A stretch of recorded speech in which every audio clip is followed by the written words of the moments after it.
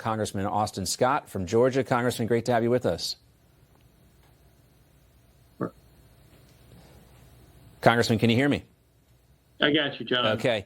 Yeah, I noticed yesterday, I saw that you posted, I believe it was on X, about the cattle importation issue. Give us your thoughts on that.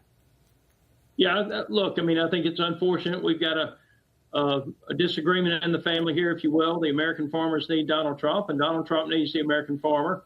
And so, obviously, those of us from the Ag Belt, have been through a lot over the last 4 years. If you remember going back to the Biden administration, Secretary Vilsack, some of the things were actually based upon the race of the farmer. And we've got Brooke Rollins, who's done away with all of that under Donald Trump's administration. And so I think if we want to stop this going forward, my advice would be that the people at trade need to be discussing anything that they intend to propose to the president with regard to agriculture to Secretary Rollins. She knows exactly what she's doing at the USDA. She has a pretty good grasp about things that are going on around the world with agriculture. And obviously, we want trade. Trade is good for the American farmer. But we've had it tough for the last 4 years. And I just hope that going forward that anything that trade is going to propose to the president, actually, with regard to agriculture, actually that Secretary Rollins is the one at the table and making the final decisions on that before it's presented to the president. It's mind-blowing to hear that 41 million Americans rely on SNAP benefits to feed their families, to feed themselves. I think you know this. Right. I think a lot of Republicans know this, that there are a lot of able-bodied Americans who should not be getting these SNAP benefits. But, of course, Gavin Newsom and other people are using this as an opportunity to blame Republicans for the shutdown. What do you say to those folks? Well, I think if you look at the two Democrats that are negotiating the resolution, both of them are from New York.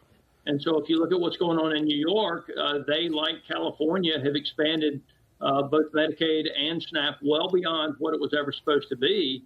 And so they're not negotiating on behalf of the country. They're negotiating on behalf of a state who, like California, has abused the rules and expanded the rules well beyond where they were ever supposed to be for SNAP and for Medicaid.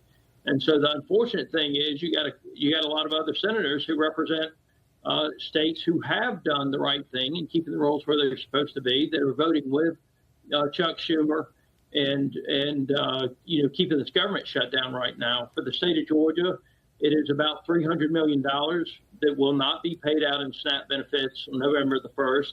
There is no mechanism for the states to pay out the benefits and to be reimbursed from the federal government. So while the president did everything he could do to minimize the impact of the Democrat shutdown with regard to women's, infants, and children's, that same flexibility does not exist that he used with WIC and with paying our soldiers for SNAP benefits. So if the Democrats continue this madness through next week, then come the first of the month, a lot of Georgians will not have their SNAP benefits. I'm going to tell you, we have not allowed people in the state of Georgia on our system who are able-bodied working-age adults who don't work the way New York and California have. Yeah, I think there's a different mindset as a fellow Georgian. I can speak to that different mindset in Georgia than in New York for sure. Now, the two senators. And sorry I interrupted, but that mindset is consistent with what most Americans believe, even Democrats. Yes. Most Democrats believe that if you are an able-bodied working-age person, then you should be at work. Right. And so, let's support what 90% of Americans support. Yeah, it makes sense. Of course, what happens in Washington doesn't always make sense to the rest of the country. Let's be honest about that, Congressman. Talk to me real quickly. We got about 30 seconds left.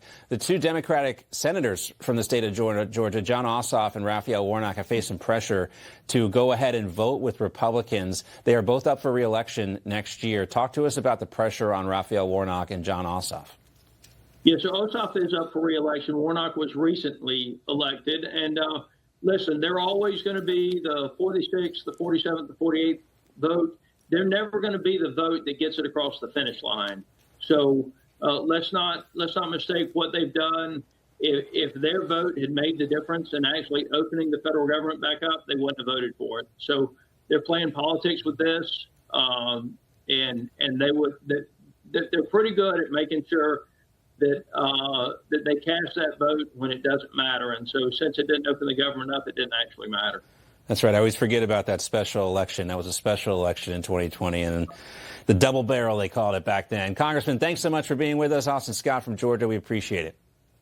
Thank you.